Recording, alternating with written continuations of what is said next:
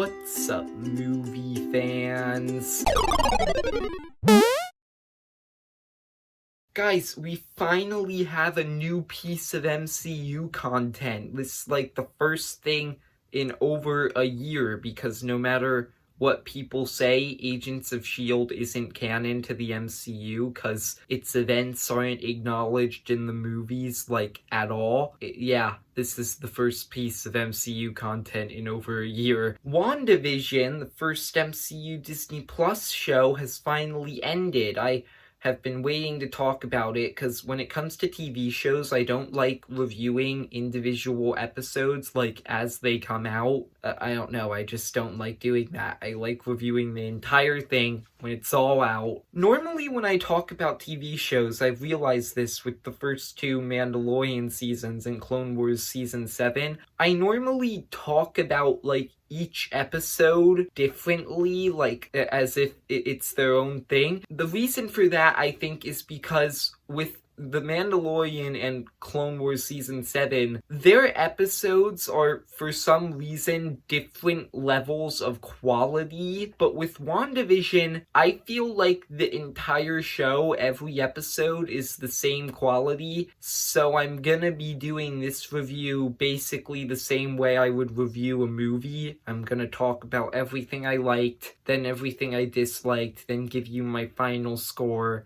So everything I liked about this. First off, I like the general tone and structure of this show, especially in the first couple episodes where you have this like lighthearted sitcom thing. It's really fun and funny, and it's surprisingly funny. Like, this show is really funny. But then, because of your knowledge of the MCU, knowing that, spoilers, knowing that Vision died in Infinity War, and because of all the creepy, weird things that are happening in this show, you know, okay, something's not quite right here. So it's really fun and lighthearted, but there's also like this really creepy, dark feeling that you have over like the first 3 episodes of the show. And then in episode 4, you finally realize you get like a basic idea of, oh, okay, I see what's going on here,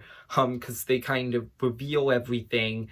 And then from there, in episodes 5, 6, and 7, it kind of like becomes this drama where you have Vision starting to realize what's going on, and Wanda starting to like realize how wrong what she's doing is, and then you have S.W.O.R.D trying to break into the Hex, and Darcy, Monica, and Jimmy Woo trying to stop them, and all of that stuff's going on in those episodes. And then at the end of episode 7, I'm going into spoilers in this review.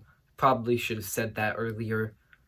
It'll be in the title, most likely. At the end of episode 7, you realize that it was Agatha all along. It's the name of the song. Yeah, so Agatha Harkness was behind everything. And in episode 8, everything is finally revealed. Like, you finally realize basically everything that's going on. And all of it leads up to episode 9, which is this action-packed, emotional, dramatic finale. And I really like the basic tone and structure of this entire show. Then I also have to say, a lot of the characters in this show are really great. I feel like there are 10 main characters in this show, and I'm gonna talk about each of them. So first off, you have Wanda. Wow, Wanda is in a show called WandaVision. Who would have guessed? Wanda and Vision have never really been, like, standouts in the MCU, in my opinion. Vision's always been on like my bottom half of my MCU ranking. I don't know, he's never really been that interesting to me. And then Wanda, she's mostly on the top half, but she's never really managed to make it into like my favorite characters. Both of those things changed with this show. Wanda has this really compelling character arc where she's like trying to deal with her grief from Infinity War and Endgame. she starts to do this terrible thing where she's basically torturing and enslaving all of these people by accident, and she has to like come to terms with her grief in order to let them all go. It's this really interesting and compelling arc. And then also Vision was interesting in this show too, with him trying to kind of figure out what he is and like on this journey of self-discovery. I think that was really interesting, and I think both of them were like elevated by this show. They're definitely two of my favorite MCU heroes now. The other characters, you have Darcy, Jimmy Woo, and Monica, who are basically this trio of random side characters from previous MCU movies who just randomly show up in this show. I never thought I would want to see like any of these characters again or care about any of them, but they were actually really great in this show. Jimmy Woo and Darcy were really funny. Jimmy Woo finally learned close-up magic. Like, I love that detail. That's just a small little detail, but everybody was talking about it. Monica is actually really interesting as she's kind of trying to get to Wanda to connect with her because Monica knows how Wanda is feeling because of Maria Rambeau's death. That was really interesting. As for the other characters, you have Billy and Tommy. I thought they were fine. Like, they were fun characters. I liked them. I liked Wanda and Vision trying to learn how to be parent. I cried when Wanda had to say goodbye to them, and when she had to say goodbye to Vision. Like, the ending was really emotional. And then you have the two villains of this show, Agatha and Hayward.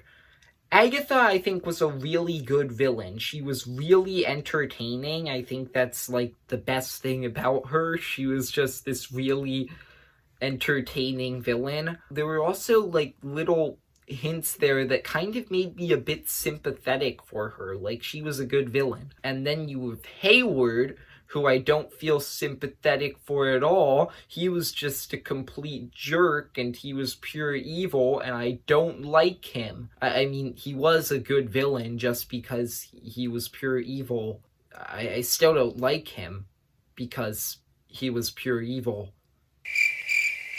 That's the 9 characters that I like in this show. There is a 10th one that we're gonna talk about, but I have to go into the dislike to do that. So this is everything I didn't like about this show. We're getting into the negative now.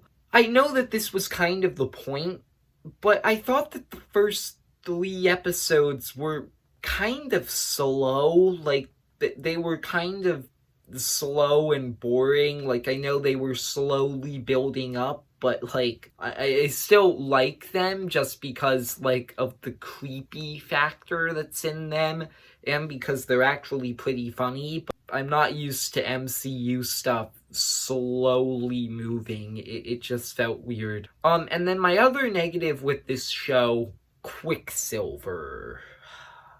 Now, I have never seen the Fox X-Men movies, so I don't really care that much that they weren't, like, the multiverse wasn't introduced and they didn't bring them in. But they seriously cast Evan Peters just to troll people. Why would you cast Evan Peters as Quicksilver and bring in this huge possibility of the multiverse only to just make a joke about it in the last episode and just say, nah, he wasn't actually Quicksilver, he was just this random guy? That's disappointing. I just thought that was a bit of a dumb move. So that's basically everything I didn't like about this show. Like, there really isn't that much. This was actually a really good show. It was really enjoyable, really interesting. I really liked WandaVision. It is a great start to the next phase of the MCU, and I liked it. So I am going to give it an 8 out of 10. It was pretty good.